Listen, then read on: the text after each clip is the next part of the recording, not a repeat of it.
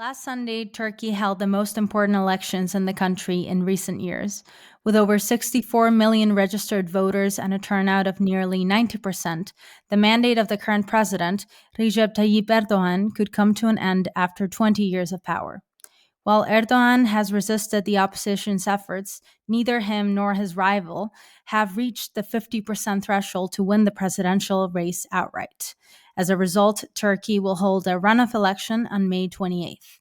Firat Demir, Security and Context co-founder and professor of economics at the University of Oklahoma, is joining us today to offer his analysis and insights into Turkey's presidential election. Hello, Firat.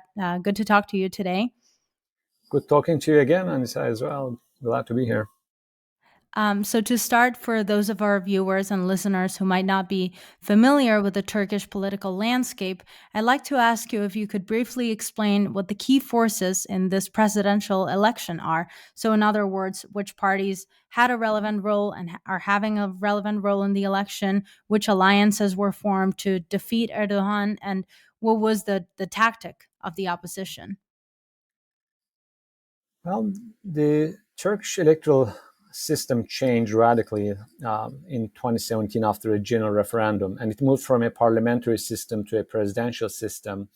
And the current ruling government supported fully this so-called Turkish-style presidential system, as they called it. Is different than the US or other presidential regimes. The one they created is a regime without checks and balances, and they call it more direct democracy, the way it was justified. And the system created a presidential rule where the president has all-reaching powers to rule the country by decree. And it also affected the way and the role of the parliament. So this election that we just had was the first one after the last presidential change in the regime, which moved the system to a 50+1 vote regime system, which literally means whoever wins 50% of the vote plus one would become the president of the country.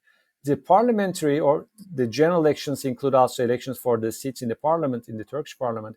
But the parliament comes as a secondary role, and the president has much stronger power both on legislation, but also on executive powers regarding his executing those legislations. The election we had was on two accounts. One is people voted for the president, and whoever got 50+% and more vote would become the president of the country. And the second vote is for the Turkish parliament, which is based on more proportional distribution with a 7% national threshold. So any party that wins 7% or more of the votes would be able to enter the parliament with their representatives. And the election created, because of its unique structure, created different alliances. The 3 blocks, 3+1, 4 blocks included the president's coalition, which included the current AKP ruling party, their second coalition partner, the Nationalist Movement Party, which is a far-right political party in Turkish political landscape. They also included several other small marginal parties with less than 1% of the vote in the representation. So that was one block. The opposition, the major rivalry included the leading opposition party, which is the Republican People's Party, or CHP. And they created an alliance with 2 other central right parties that were splitted from AKP, the President Erdogan's party, over the last few years. One of them is funded by a former prime minister under Erdogan. Another one is by one of his ministers, also a separate party. So they created the second main opposition group, or second coalition group, that is on the opposition side. It's called the National or Nations Coalition.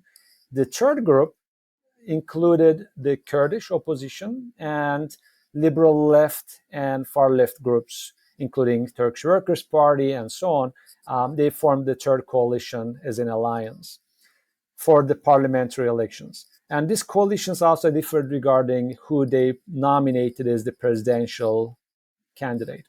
Now, a fourth one is called Ata Coalition, named after Atatürk, the founder of modern Turkey.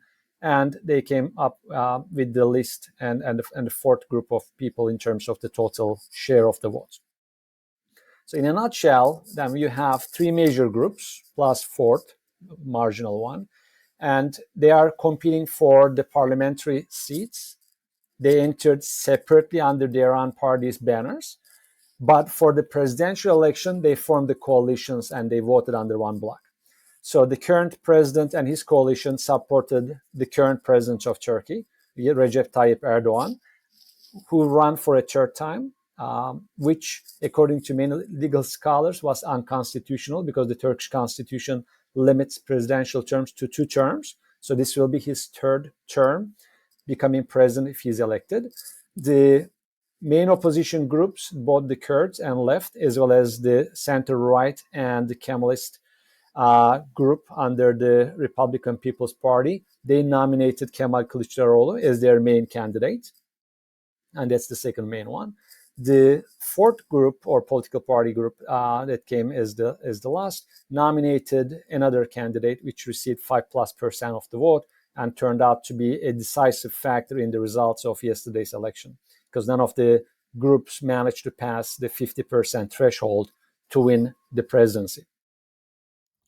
In your view, what are some of the key factors in the lead up to the election? For instance, there's been a lot of anger over the government's response to the earthquake that struck Turkey and Syria last February. So do you think this event could shape the results of the election? And what are the other key factors in the lead up to the election? There are a long list of factors, I think, that have been brewing in Turkish society for a long time, and it's a highly divided society, depending on which one is seen as the most important factor for you. Earthquake was one of them, definitely, that hit in February, that killed over 50,000 people and displaced over 1 million people from the earthquake zones. The reaction of the government was very weak after the earthquake. According to many reports, a significant number of those 55,000 deaths froze to death from hypothermia because of lack of reaction from emergency first responding services and all that. So there's a lot of anger in terms of the lack of merit-based appointments in Turkish government and bureaucracy and different agencies. The first respondents unit of Turkey was led by a theology school graduate. The head of the Turkish Crescent turned out who resigned just last week, only after 90 plus days. He resigned from his job, was found that selling earthquake supplies and tents to other NGOs who wanted to provide tents to people that were affected from the earthquake, because remember, it was in February with below zero temperatures. Many people who survived were left outside without anything. And according to many polls, the earthquake would actually play a key role, because the previous major earthquake that hit Turkey in 1999 led to a tectonic shift in Turkish politics. The current government was born out of the anger to that earthquake in 1999. Several of the parties that were leading the government disappeared completely. They are not even in the electoral college today. So many pollsters and others were calling this actually will be a turning point, triggering with all other issues that Turkish electorate accumulated. But I think the number one topic that many others put at the forefront was the economic crisis. Turkey is going through a serious economic crisis. The Turkish inflation is the highest in OECD. The cost of living has skyrocketed significantly in the last few years, and the poverty levels have gone down significantly. The average purchasing power of an average person has declined. The currency lost significant value. It's around 1 to 20 to the Turkish dollar at the moment. Many people are having a serious difficulty in meeting their day-to-day ends. Forget about other spending items, entertainment, travel, holiday, vacation. One report shows that over 40% of school children go to school every day hungry. And the poverty threshold significantly have gone up. So that is a major issue for the decline in purchasing power, mass poverty, unemployment. Youth unemployment remains very high. For many, this was the key issue. And that's what I think the opposition was building its hopes that this combined with the earthquake is going to lead to a significant change, a landslide victory many pollsters actually were predicting, which turned out not to be the case. I think a third one that brought many people to the polls, because the participation rate is very high, over 86% participation rate, significantly higher than many European countries or United States. which usually get around 50% participation rate, is the refugee crisis. There are over 3.5 million Syrian refugees in Turkey. Their situation is not settled. A significant number of them, up to a quarter of them, are born in Turkey. So we are talking about very young generation of refugees born in Turkey without basic rights.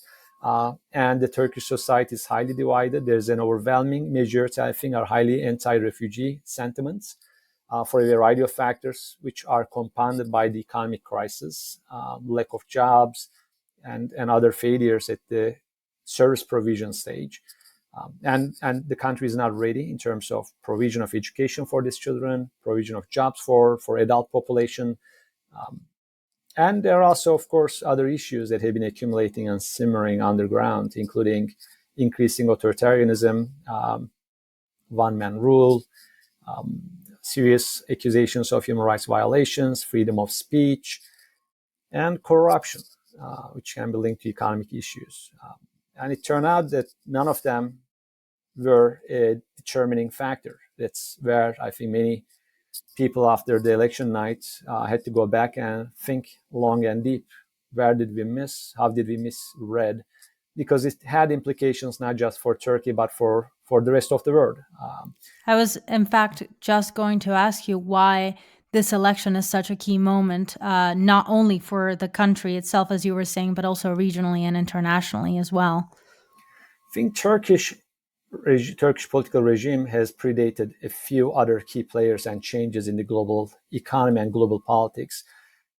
The current government came to power in 2002, and many of its initial claims were very internationalists, pro-human rights, integration to European Union, rule of law, reforms on multiple accounts, including government bureaucracy, making it more streamlined, as well as having a more peaceful coexistence with its other regional and global rivals. But if you look at the changes in global politics since then, from within European Union, look at Viktor Orban's regime in Hungary, to Poland, to Central Eastern and Northern Europe, to Western Europe, from Brexit in 2016 with the UK, led by Boris Johnson. So this nationalist far-right movement from Europe to Asia, look at India particularly, and to Latin America, in Brazilian's case, Bolsonaro's election, but also the rest of Latin America. There's this global wave of right-wing, nativist, nationalist governments riding on a global wave of populism. And to many, it reminds the bad memories from 1930s for a reason. Because it looks like the collapse of the neoliberal world order under the US-led coalition brought many to this new right-wing, bordering fascist politics space, which is very similar, reminiscent of 1930s. As the neoliberal program failed lifting people up, as the trickle-down economics failed bringing people up, as income inequality increased, it came together with increasing nativist responses and politicians who took advantage of these real issues that people actually suffer, but direct the anger to the foreigners, to anybody who looked different or spoke a different language or had a different skin intonation. That is true from Brazil to Hungary, to Poland, to Turkey, to India, to Russia. And this election was important because it could be a turning point in reversing the trend, perhaps. It could show the opposition that you can build a better world without going back to the old world order, which was based on in a very unequal, uneven income distribution and development and access to resources that we can produce in an economy. So instead of going to that back, we can build a better future for all of us without sliding into authoritarianism or nativism, with xenophobia and increasing radicalization and militarism also. If you look at the global landscape, increasing incidence of military interventions and warfare and civil wars have increased significantly, and Syria is just far too fresh and still continuing. So many were hoping that this could be the turning point, and it looks like it is not a turning point.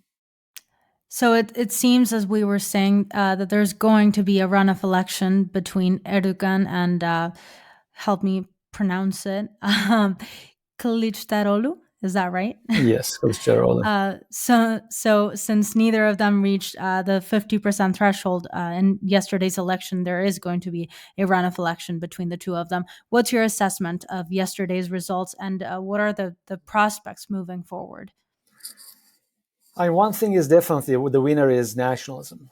If there's one clear winner in the Turkish elections yesterday, is the nationalism, and it's pretty similar to the U.S. elections in the last few decades and many others, independent of the outcome. None of the three candidates won. The current ruling president won 49+% of the votes. Kılıçdaroğlu-led coalition got 45% of the vote. Secularist right-wing candidate got 5+% of the vote. And if you look at the distribution along political parties for the parliament, that also gives you a breakdown of where the coalitions headed or will be heading to.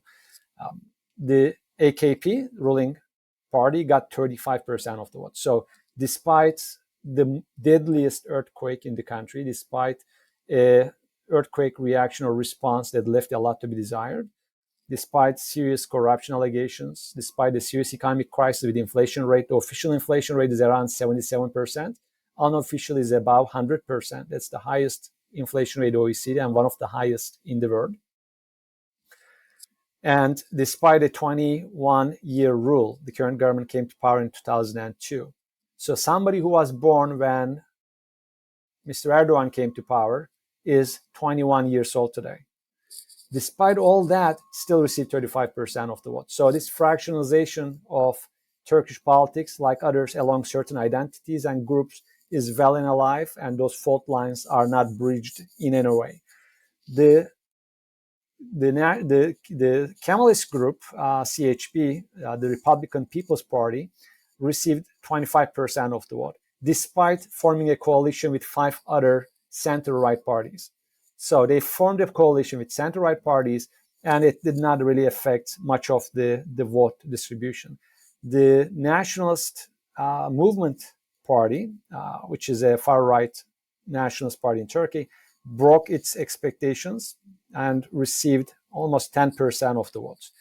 The splinter party from that far-right party, called İYİ Party, received another 10%. So two nationalist right-wing, openly nationalist right-wing parties alone received 20% of the vote. The Republican Party received 25%, and Erdogan's party received 35%. So in total, that means AKP plus 2 nationalist right-wing parties got 45-55% of the vote. The Kurdish coalition with other liberal left groups received only 10% of the votes. So that means a third of the country only that could be classified more on the liberal left, Democrat, or sympathetic to the Kurdish rights group. The rest 2/3 are on either center-right or far-right in the country. So we'll have a repeat elections in 2 weeks. The winner will be 50+%, whoever wins it. The vote difference between Kılıçdaroğlu and Erdogan is roughly 2+ million votes. The third party, which is the secular right-wing party, on the secularist side, 5%, and they have enough votes, but it's not a guarantee that all those votes will go to the opposition, because the opposition is also supported by groups who are pro-Kurdish rights and pro-ethnic rights and more liberal constitution and rule of law in Turkey rather than ethnocentric rule. So it's not a guarantee. I think the opposition will put all they can, but it's a very close to call in terms of what this will look like. Independent of that, because the parliamentary election turned out to be a failure for the opposition, there are also questions, even if the opposition wins the presidential election, what they can do. Despite that, the president will have too much power in their hands. So whoever wins, if the opposition wins, they will still have enough room to reform or do the changes they promised.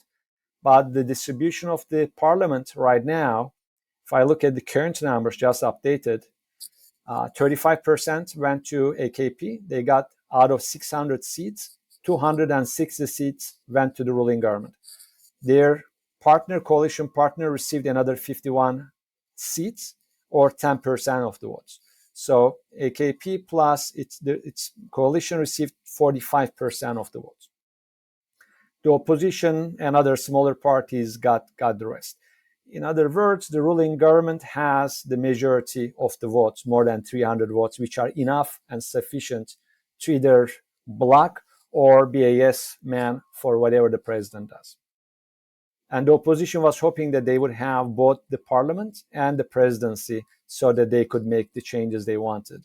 Or if they lose the presidency, they were hoping they would win the parliament so that they could play a checking role, a balancing role on the unlimited powers of the presidency, which is not possible anymore.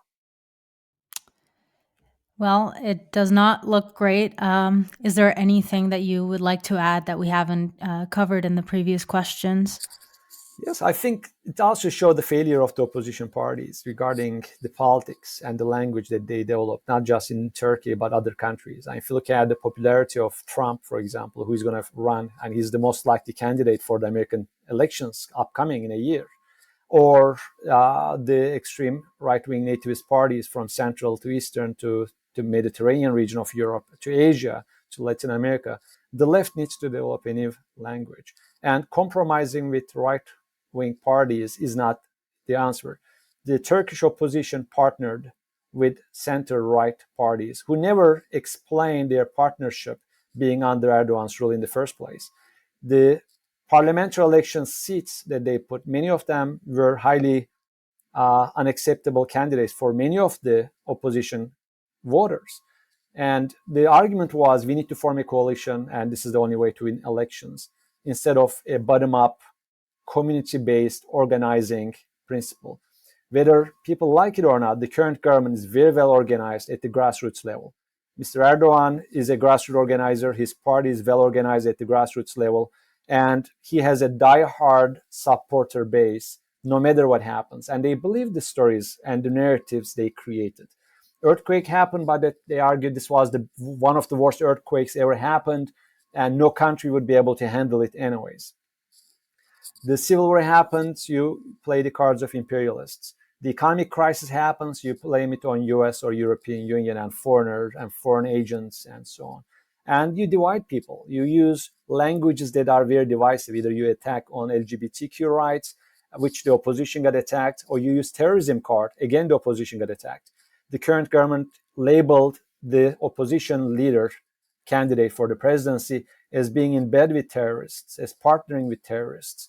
And there were even deep fake videos that were broadcasted on campaigns openly.